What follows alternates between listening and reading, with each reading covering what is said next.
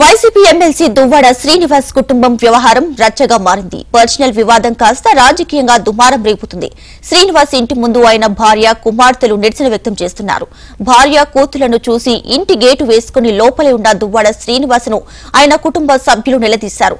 తన భర్త వివాహేతర సంబంధం కారణంగా పరువు పోతుందంటూ భార్య వాణి ఆందోళన వ్యక్తం చేసింది. మరోవైపు ఒక మహిళ కారణంగా తమ తండ్రి తమకు దూరంగా ఉంటున్నారని ఆయన కూతురు ఆవేదన వ్యక్తం చేస్తుంది. మాకులేని హక్కు బయటికి పంపించండి ఫస్ట్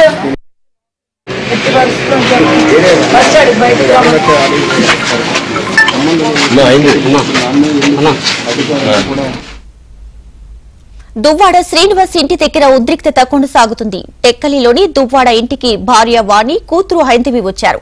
వారిని లోపలికి అనుమతించకపోవడంతో ఇంటి ముందే బైఠాయించి ఆందోళన చేపట్టారు. పోలీసులు వారిని అడ్డుకున్నారు. దువ్వాడ ఫ్యామిలీపై నిప్పులు చెరిగారు. దువ్వాడ లాంటి వాళ్లను జగన్ పార్టీలో ఎలా ఉంచుకుంటున్నారంటూ ప్రశ్నించారు.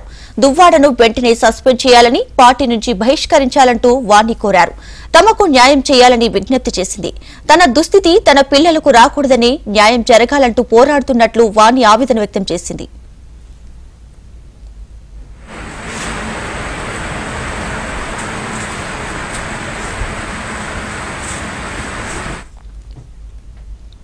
మరోవైపు తమది 30 ఏళ్ల వైవాహిక జీవితమని, ముందు నుంచే తమ మధ్య అంతర్గత విభేదాలున్నాయని దువ్వాడ శ్రీనివాస్ చెబుతున్నారు.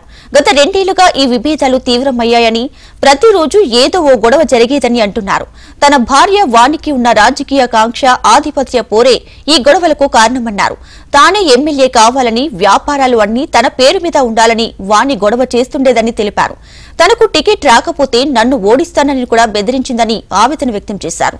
టికెట్ కోసం విడాకులు కావాలని కూడా అడిగిందని చెప్పారు. తన ఓటమికి తన భార్య వాణినే అన్నారు. తన పిల్లలను తనకు కాకుండా వాణి దూరం చేసిందన్నారు. తన పిల్లలకు ఏ లోటు లేకుండా చూశానని చెప్పారు. ఇల్లు, మైనింగ్ ఫ్యాక్టరీ ఇచ్చేశానని తెలిపారు. టికెట్ విషయంలో కొట్టడంతో తన భార్య తనను ఇంట్లోకి రానివ్వలేదన్నారు దువ్వాడ శ్రీనివాస్.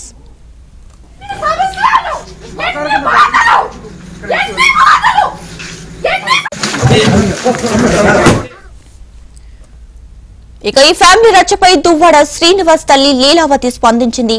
తన కొడుకును 30 ఏళ్లుగా వేధిస్తుందంటూ ఆరోపించారామె. కోడలు వానికి డబ్బు, రాజకీయ పిచ్చి ఉందంటూ ఆరోపణలు చేసింది. తన కొడుకు పడుతున్న బాధలు చూసి విడాకులు ఇవ్వమని ఎప్పటి నుంచో చెబుతున్నానని తెలిపారు. ప్రేమ వివాహం కాబట్టి వాణి తనతోనే శ్రీను ఉన్నాడని చెప్పారు. తన మనమరాలు కూడా శ్రీనుని తిట్టడం చూస్తుంటే బాధ కలుగుతుందన్నారు.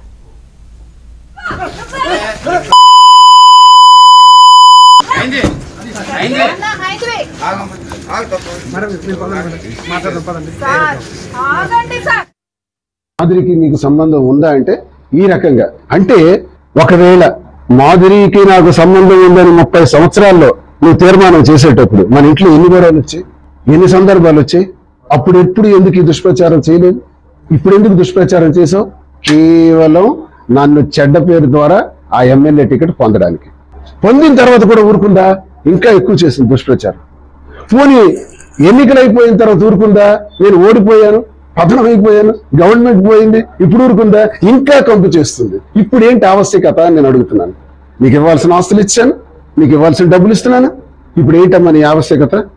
ఇప్పుడు ఎందుకు చేస్తున్నావు? What is the reason? దీన్ని సాంప్రదాయం అంటారా?